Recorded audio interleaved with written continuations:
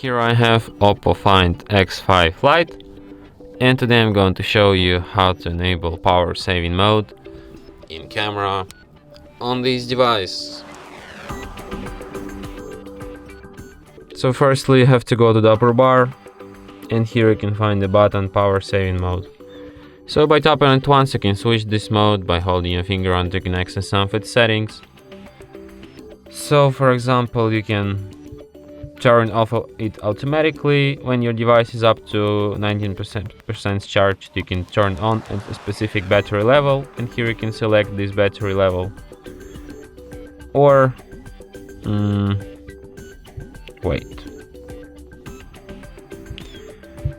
So here you have also device default optimizations, like you can reduce screen brightness, change auto screen off to 15 seconds, disable background synchronization, and lower the screen refresh rate. So yeah. And that's it. Thanks for watching. If you find this tutorial useful, don't forget to hit that like button and subscribe to our channel.